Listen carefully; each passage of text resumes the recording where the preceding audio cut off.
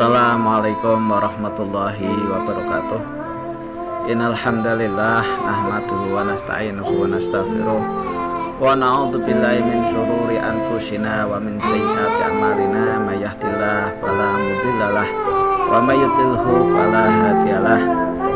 Wa asyhadu an la ilaha illallah wahdahu la syarikalah wa asyhadu anna Muhammadan abduhu wa rasuluh la nabiyya amma ba'd.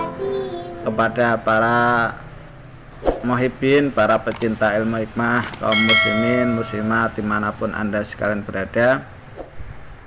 Baik, mari kita lanjutkan kajian kita masih di dalam kitab Ar-Rahmah fit Tib wal Hikmah karya dari Imam Jalaluddin As-Suyuti ya, di halaman 18. Qala al-Malif rahimahullah wa nafa'ana bi wa bi ulumi fid dharain amin amin ya rabbal alamin. Bismillahirrahmanirrahim. Al-babu rabi' fi ma yasluhu lil badan fi halisihah. Bab yang keempat ya, saya potong-potong. Nah, jadi saya loncat di hal-hal yang saya anggap perlu untuk di-share dan diberitahukan kepada banyak orang tentang manfaat atau khasiat yang ada di dalam kitab Ar-Rahmah fit Tib wal Hikmah.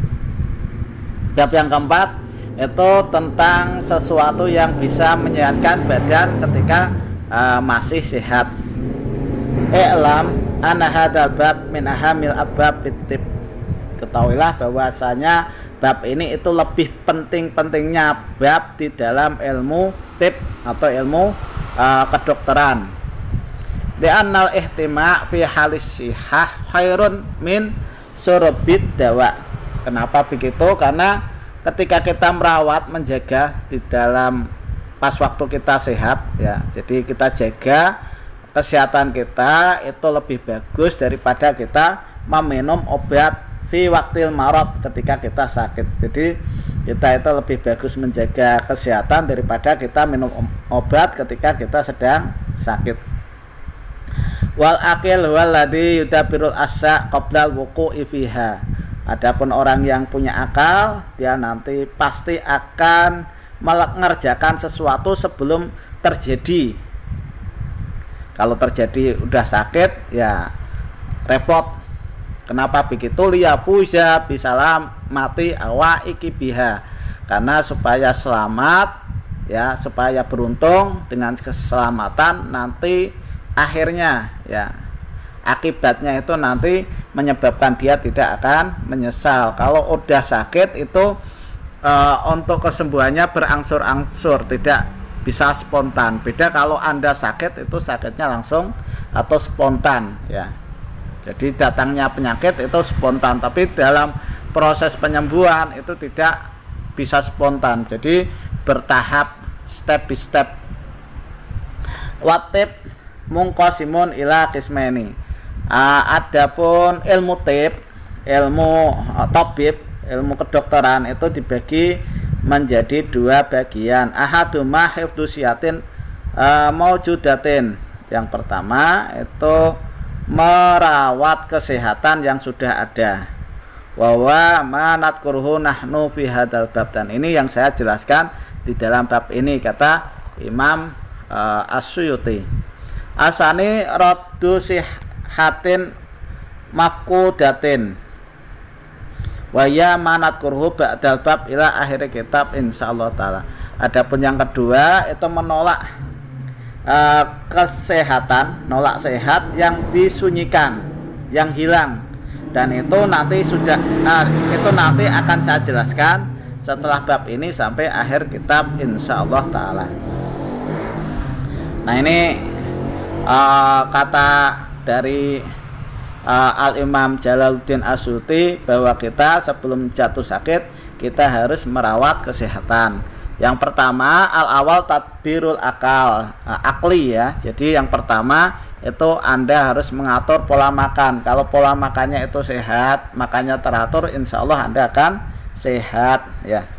Kemudian yang kedua al-sani tadbirus sarab. Yang kedua itu Anda harus ngatur minuman. Jadi sepertiga itu buat makanan, sepertiganya lagi perut Anda buat minum, sepertiganya lagi buat bernapas. Insya Allah Anda akan sehat. Asalis tadbirul harokat. Jadi yang ketiga itu Anda harus mengatur gerak. Nah, jadi ketika Anda sudah makan minum itu mau nggak mau harus gerak, melakukan aktivitas atau rutinitas ringan, olahraga ringan. Jangan sampai habis makan Anda mager atau malas gerak. Nah, kalau malas gerak biasanya itu Anda nanti akan sakit walaupun udah makan. Jadi harus olahraga, ya olahraganya yang ringan-ringan aja, semacam itu. Kemudian aerobik tadbirus sukun. Yang keempatnya itu Anda harus ngatur pas waktu diemnya. Diam itu bisa Anda itu berdiri, kayak satpam itu yang jaga bank itu berdiri terus, itu juga nggak bagus. Atau di situ qa'idan, atau Anda itu duduk terus juga nggak bagus, ya. Mutajian, atau di situ Anda tidur. Nah, tidur miring terus itu juga nggak bagus. Yang bagus ya harus ya berdiri, ya jalan, ya tidur, semacam itu. Al-khamis tadbirun naum. Yang kelima itu Anda harus ngatur pola tidur. Pola tidurnya itu harus cukup. Kalau tidak cukup biasanya akan ngantuk dan menyebabkan penyakit. Kemudian untuk asatis tadbirul yaqdoh. Yang keenam itu Anda harus ngatur pas waktu melek atau pas waktu terjaga. Jadi kalau terjaganya juga itu harus dijaga. Dalam artian jangan sering begadang. Kalau sering begadang itu juga nggak bagus. Asabi tadbirul jima. Nah, ini yang akan saya bahas. Jadi yang ketujuh itu ngatur jima. Jima itu adalah bersetubuh, ya. Untuk pengaturan jima ini ulasannya agak panjang. Saya akan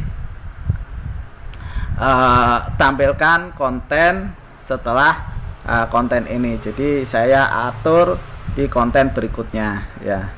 Jadi khusus untuk ngatur masalah atau bab tentang bersetubuh, karena ini memerlukan waktu penjelasan yang agak panjang. Demikian yang bisa saya sampaikan. Mudah-mudahan apa yang saya sampaikan bisa bermanfaat bagi Anda sekalian. Ya, saya potong. Kita lanjutkan di konten berikutnya. Kurang lebihnya mohon maaf. Akhirul kalam. Assalamualaikum warahmatullahi wabarakatuh.